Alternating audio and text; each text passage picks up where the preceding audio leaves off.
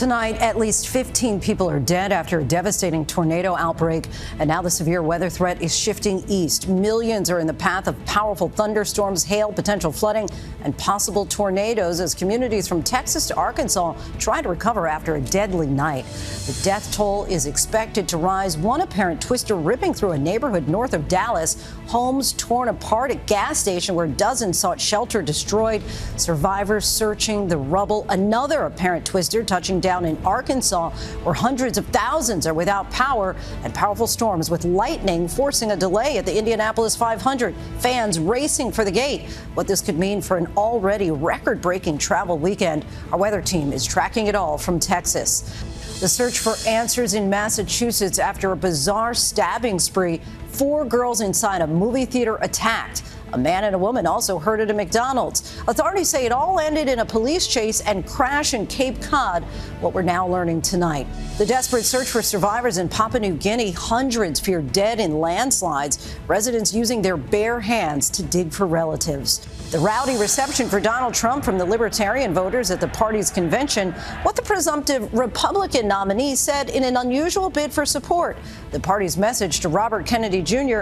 and the difference Libertarians could make in November.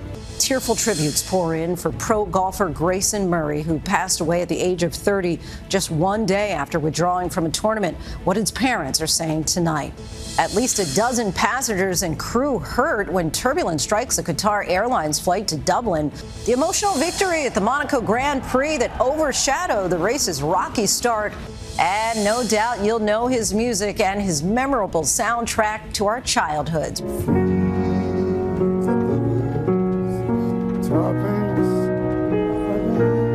We remember the composer, Richard Sherman. From ABC News World Headquarters in New York, this is World News Tonight. Good evening, everyone. Thanks so much for joining us on this Sunday. I'm Lindsay Davis. We begin tonight with breaking news. At least 15 people, including 2 children under the age of 5, killed during a deadly tornado outbreak in Arkansas, Kentucky, Oklahoma, and Texas. More than 100 million are at risk tonight for severe weather. A twister devastating Valley View, Texas, reducing homes and businesses to a mangled mass of rubble. Disaster declarations issued in 106 counties in Texas. Tree branches and debris blocking the streets of northwest Arkansas, making roads impassable. Lightning delayed the start of the Indianapolis 500 for 4 hours. Thousands of fans evacuating the stadium, and thousands of customers are in the dark tonight after widespread power outages. At least 25 tornadoes reported across 5 states on Saturday.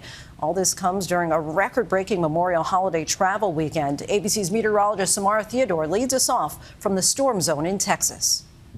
Tonight, a 2-year-old and 5-year-old among at least 15 people killed in a devastating tornado outbreak across Arkansas, Kentucky, Oklahoma, and Texas. More than 200 homes and structures were listed as destroyed. In Valley View, Texas, a town of just 700 people, destruction as far as the eye can see. It was here at this gas station where 60 to 80 people ran for their lives seeking shelter, with one survivor describing this like a scene out of a movie.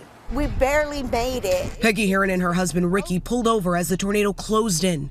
They returned to the scene today with their son to search for their red SUV. The minute we got inside, we saw everybody, and the whole room it exploded just that fast. Ricky says Peggy fell as they fled, and he had to drag her to safety. As men, we try to protect our families. You realize that this thing is way bigger than you. It humbles you. It makes you realize how powerful nature can be. Were there women and children and yes, a lot of young? This woman, she was looking for her child. I don't even know if she found her child, but there were just kids everywhere. Astonishingly, authorities say no one's suffering serious injuries. It's nothing less than a miracle. And I'm so glad you're okay, Mama. I'm glad you're okay. You hear me? This dangerous storm system already wreaking havoc as it moves east. Lightning delaying the Indy 500, forcing thousands to flee the stadium. As millions of Americans break travel records this Memorial Day weekend, ABC's Jacqueline Lee at Hollywood Burbank Airport. With nearly 30,000 delays and cancellations since the holiday weekend kicked off on Thursday, the FAA is warning travelers that Tuesday and Wednesday will be the next busiest days to fly, with weather as the leading cause for delays. travelers have to factor in the forecast for sure. Let's bring in our meteorologist, Somara Theodore, in the storm zone in Texas. Somara, give us a sense of the weather threat for tonight. Well, actually, Lindsay, the National Weather Service has just issued a tornado warning for St. Louis, Missouri. This is a highly populated city. It's so important that folks have on their alerts right now and know where they're going to go in case they need to head to shelter. I want you to take a look at the tornado watch that we have issued. This is a PDS tornado watch, particularly dangerous situation. The tornadoes we're talking about, folks, are tornadoes that could be long tracking. They also have the potential with them to be very violent. Okay, now there's also a severe thunderstorm watch in effect, and that spans from Ohio and Pennsylvania all the way down to the Carolinas as we head through this evening. Tomorrow, this threat shifts east, hitting the I-95 corridor. There, the biggest threat is damaging winds and hail, but I want everyone to know who's going to be traveling along the roads, there is a threat for flash flooding. Lindsay? All right, got to pay attention to that PDS warning in particular. Somara, thank you. Next tonight, a terrifying holiday attack. 4 girls stabbed by a knife-wielding suspect at a movie theater in the Boston area. Police describe the attack as random and unprovoked. A suspect is in police custody tonight. Authorities say he may be responsible for a similar incident in Plymouth. ABC's Reena Roy has the latest details. Tonight, an urgent investigation underway after a holiday weekend movie night turned violent. A man going on a wild stabbing spree in Massachusetts. We have 4 victims here, all minor injuries. Walking into a movie theater in Braintree outside Boston Saturday evening, where police say he stabbed 4 young girls without warning, 3 of them sisters. They were like in the second row, and he came up behind them. My oldest was leaned over to get something. He got her in the back, and then my other daughter in the top chest, and then my last daughter across her arm, laughing the whole time. The oldest, 17, and the youngest, 9-year-old twins, all of them taken to area hospitals. The 2 little girls were crying. Like the oldest one, like they're trying their best, like to keep their composure and everything. Authorities say the suspect, identified as 26-year-old Jared Reevell, fled the scene in a black SUV, and about an hour later, police say he struck again, stabbing 2 workers at a McDonald's in Plymouth, reaching through the drive-through window with a knife, police using surveillance video to track his vehicle. State troopers chasing him down. Eventually, officials say he crashed his car in the town of Sandwich before he was taken into custody. I think they are terrified that they could just go to a movie on a Saturday night and this could happen. All the victims are expected to recover, but so far no word yet from police on a possible motive. The Plymouth County DA's office saying Reevell will face multiple charges, including assault with intent to murder. Lindsay? Many relieved that he was captured. Reena, thank you. Overseas now, in that horrific landslide in Papua New Guinea, nearly 700 people are feared dead. Hope is fading of finding survivors buried beneath the earth in thick mounds of rubble. Drone footage captures the scope and scale of the damage. Conditions are making it difficult to bring aid in to survivors. ABC's Patrick Reevell joins us now with the very latest. Patrick, what can you tell us about the search? Hi, Lindsay. Yeah, the United Nations now says that it fears 670 people may have been killed in that massive landslide that completely buried a village in a remote area of Papua New Guinea on Friday. A UN official says more than 150 homes were buried, and the damage is so extensive that they so far have only been able to recover 5 bodies. Now, locals are desperately trying to dig out survivors with whatever tools they can, mostly shovels, but hope is shrinking with the rubble more than 26 feet deep in some places. Some aid is starting to be delivered, but officials say the area remains extremely dangerous because some land is still sliding. They evacuated an additional 250 homes just today. Tonight's fears that the death toll could still rise even higher. Lindsay. Just a devastating situation there, Patrick. Thank you. Next tonight, the war between Israel and Hamas. Hamas firing missiles at Tel Aviv for the first time in months. Here's ABC's Britt Clennett. And Britt, give us a sense of what you're learning about that rocket attack.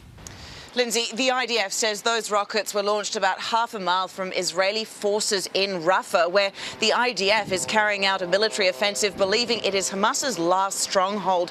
The Israeli military today is saying that as their troops approached, Hamas emptied their ammunition and launched the rockets from an area with a civilian population, adding that they were launched from in between a mosque and a school. Footage published by Israeli media appeared to show minor damage in the outskirts of Tel Aviv. And Lindsay, an IDF official official telling me tonight that the damage was limited, saying as the pressure on Hamas increases, we expect this to happen. Lindsay. Britt, thank you. Back here at home, the race for the White House. Former President Donald Trump got a rowdy reception at the Libertarian National Convention in Washington, D.C. Independent presidential candidate Robert F. Kennedy Jr. was also on hand to woo voters, but got a warmer reception. Here's ABC's Mary Parks.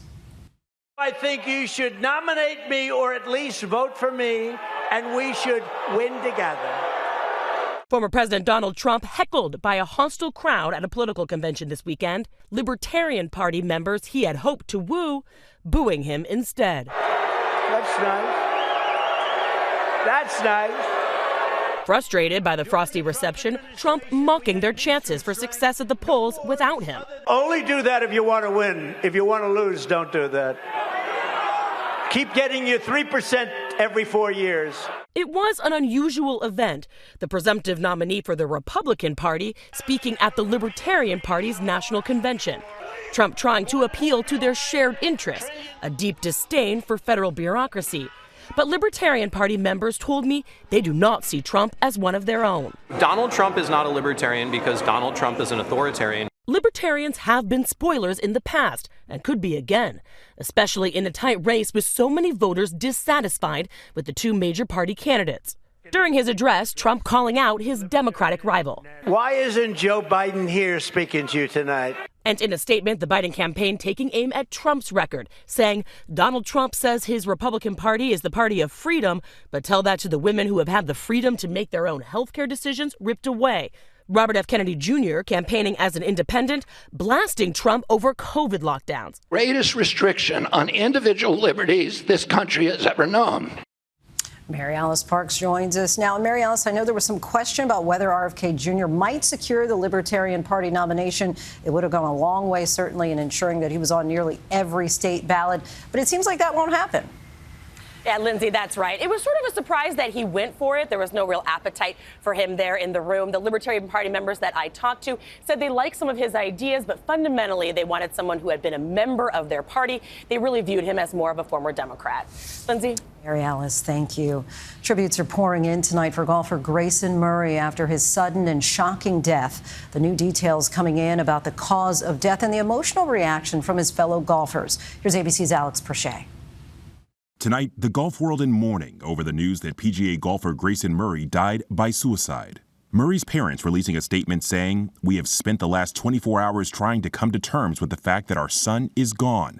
Adding, life wasn't always easy for Grayson, and although he took his own life, we know he rests peacefully now. The 30-year-old withdrew from the Charles Schwab Challenge in Fort Worth, Texas on Friday, citing illness. My parents have been through, hell and back basically for the last 6 years with me, fighting some mental stuff. Murray had long been open about his struggles with alcohol and depression, admitting to drinking during tournament weeks in the past, but had made a turnaround this year, winning the Sony Open in Hawaii in January and reaching his highest ever world golf ranking of 46.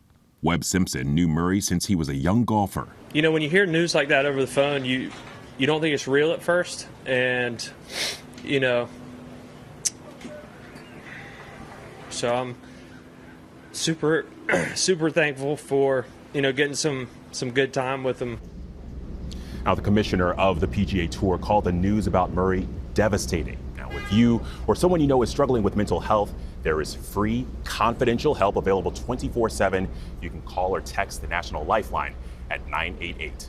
Lindsay? Alex, thank you. Now to a warning about dangerous and deadly rip currents as millions head to the beach over the long holiday weekend.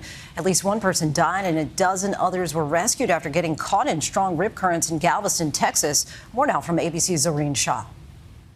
As many people head to the beaches this holiday weekend, tonight, lifeguards along the coast of Texas sounding the alarm. We have this really rough water. We have very strong rip currents. It's going to be rough throughout the whole weekend. Nearly a dozen people rescued from a series of strong rip currents in Galveston. A 26-year-old tourist from Louisiana who lifeguards found face down in the water was pronounced dead at the hospital. So far this year in America, at least 7 swimmers have died after being caught in rip currents.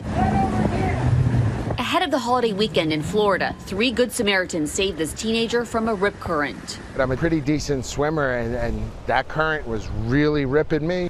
Experts warn while the 3 rescuers were able to help, attempting a water rescue in a rip current should be done by a trained professional. There's a lot of factors that happen is that you're in that turbulent wave. Another thing that you might encounter is that person panicking and they're just clawing at you and climbing on you and they latch onto you.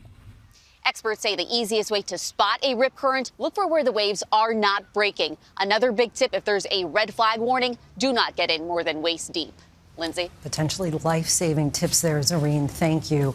Overseas now, on a big sports headline, Charles Leclerc won the Monaco Grand Prix. The race got off to a rocky start after a massive crash during the first lap, delaying the competition for at least 40 minutes. But once it resumed, Leclerc, born and raised in Monaco, captured his first victory at his hometown race. This is his first Formula One victory in nearly 2 years. And there's still much more ahead on World News Tonight this Sunday. Mid-air turbulence sends some passengers and crew aboard a Qatar Airways jet to the hospital. And the message from Nicki Minaj to her fans after canceling a concert in England. Next tonight, at least a dozen passengers and crew aboard a Qatar Airways flight from Doha to Dublin were injured when the plane encountered turbulence. The plane managed to land safely in Dublin, where it was met by emergency teams. All of the passengers were assessed, and 8 were taken to a local hospital. A man is recovering tonight after he was set on fire on a New York subway train. Police say the alleged perpetrator fled the scene but is now in custody. They say the suspect threw an unknown flammable substance on the victim as the train was pulling into the station, causing the victim's shirt to ignite and burning his upper body. When we come back, the message from Nicki Minaj to her fans one day after she was forced to cancel a concert. To the Index now, a sad update to a story about a woman we've covered before. Betty Nash, who served as a flight attendant longer than anyone else in the world, has died. Nash first started flying back in 1957 for Eastern Airlines, which eventually became American Airlines. She never retired. She chose to fly the D.C., New York, Boston shuttle so that she could be home every night for her son, who has Down syndrome. Betty Nash was 88. Grammy-winning rapper Nicki Minaj is apologizing to fans. Minaj had to cancel her concert in Manchester, England, Saturday night after she was stopped by Dutch authorities at the Amsterdam airport, who accused her of carrying soft drugs, something Minaj has denied. She was arrested but later released with a fine. When we come back, remembering one of the creators of Disney's most memorable music. Finally tonight, you may not know his name, but you definitely know his music. Tonight, we remembered Richard Sherman. You know his music. It's as melodious as it is magical and memorable. Richard Sherman is world-renowned after all. He and his brother Robert wrote more than 150 of the beloved classics of our childhood and beyond, including earworms for Disney theme parks like It's a Small World. For a spoonful of sugar helps the medicine go down. But they may best be known for the songs they wrote for Mary Poppins back in 1964, which won them Oscars for Best Score and Best Song for Chim Chim Cheree.